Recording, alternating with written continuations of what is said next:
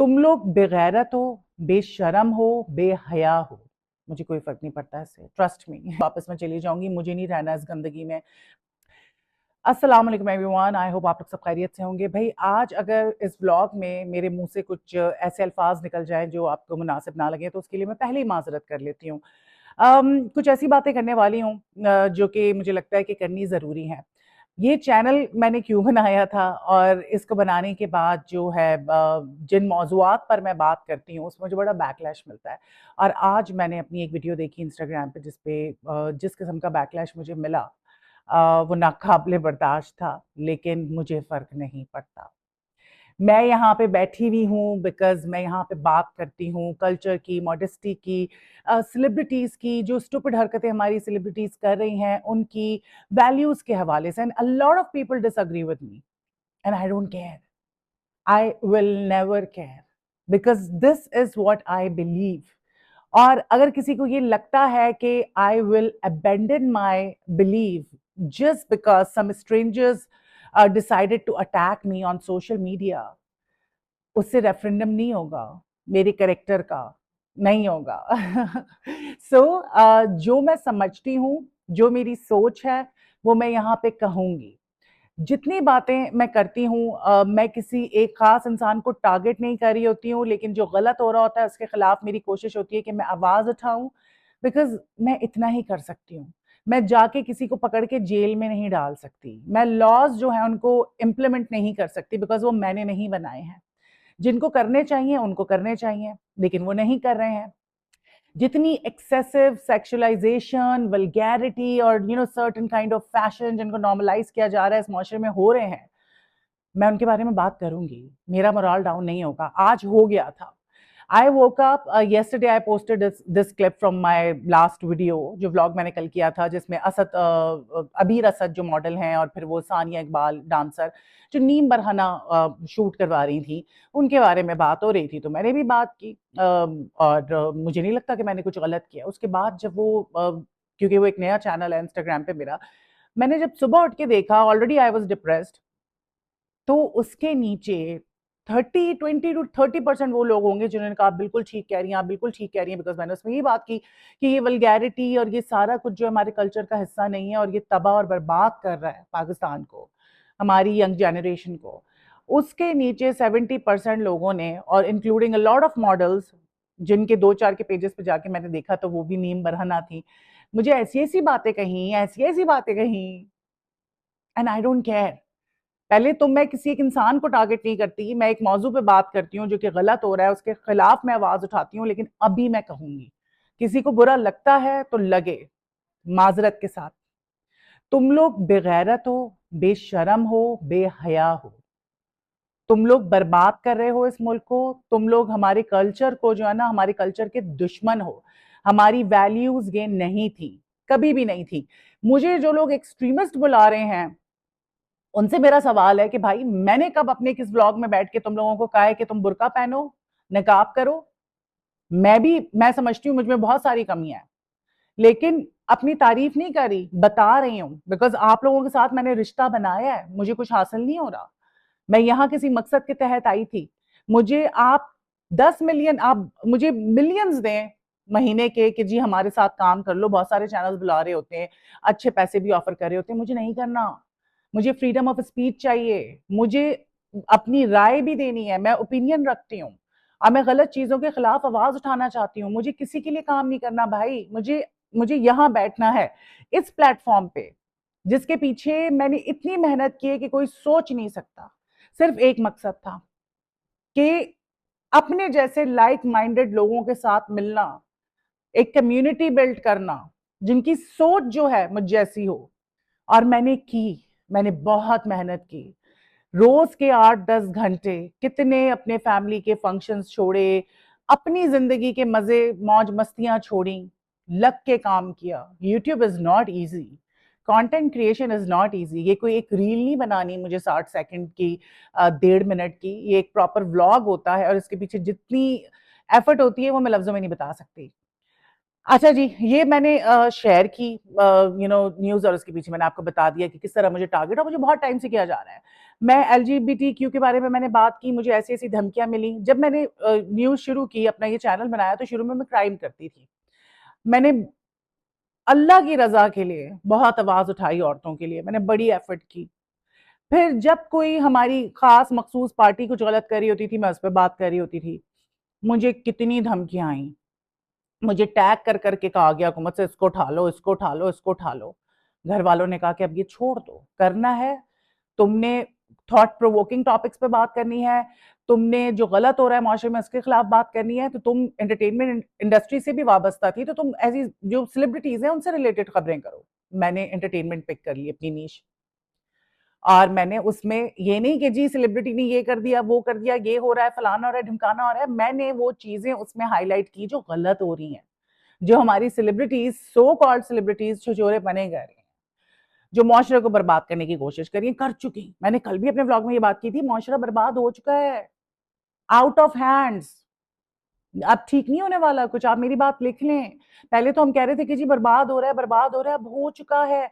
80% जो लोग थे रील के नीचे आके सपोर्ट कर रहे थे उन नंगी मॉडल्स को, वाहियात लोगों को, उनको सपोर्ट कर रहे थे। This is an alarming situation, you know. It's all right, मैं तो चुप नहीं हो सकती, ना ही मैं चुप होंगी just because you know you are calling me names.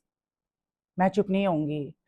मैं राजपूतों की औलाद हूं, हम रांगड़ हैं। लोगों को पता नहीं होता रांगड़ का मतलब क्या है। रांगड़ कहते हैं मैदान में जाके लड़ने वाला। हक हलाल के पैसों पे पली बड़ी हूं, कभी एक लुकमा हराम का नहीं खाया। असूल पसंद जन्नती बाप है मेरा, जिसने पूरी जिंदगी अपने असूलों पे, सच्चाई पे गुजारी है, और मैं भी उसके नक्शे कदम पे चल रही हूँ। मैंने जिंदगी में बहुत गलतियां की होंगी, लेकिन मैंने अपने असूलों के खिलाफ कुछ भी नहीं किया। ये मेरी तरबियत का हिस्सा नहीं था।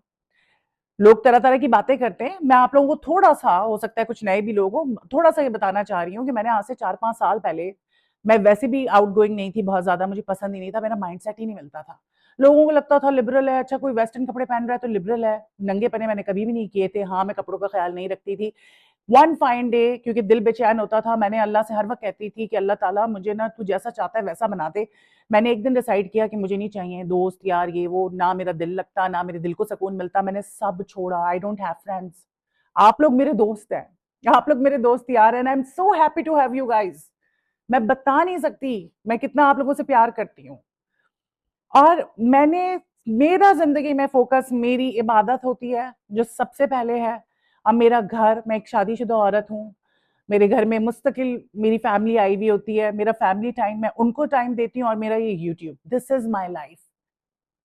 और मैं ऐसे लोगों के पीछे बिल्कुल पीछे नहीं हट सकती जो मुझे कोई सही काम करने से रोकें। ये मेरी ओपिनियन है, और मैं लाजमी दूंगी। और तुम लोग जिस तरह से ये जो आए दिन ये इंक्रीज हो रहा है, नॉर्मलाइज कर रहे हो तुम लोग इस बेहयाई को, बेगैरती को, गंदगी को, हम सबको अल्लाह पूछेगा, लेकिन तुम लोगों को तो खास तौर पे पूछेगा। तुम लोगों को तो खास तौर पे पूछेगा। फिर कल मैंने ठीक बात की थी कि किधर है इनके बाप भाई, किधर है इनकी फैमिलीज। हम तो सोचते थे कुछ करने से पहले कि या अल्लाह किसी ने देख लिया, फैमिली क्या सोचेगी, फैमिली क्या कहेगी। आज तक डरते हैं, शादीशुदा है फिर भी डरते हैं, बड़ी बहन क्या कह देगी, मामू ना देख लें, कोई ऐसी बात ना हो जाए। यूट्यूब है, मेरा चैनल है, इस पे भी 10 दफा बात करते हुए मैं सोची होती हूँ कि बड़ा ना देख रहा हो।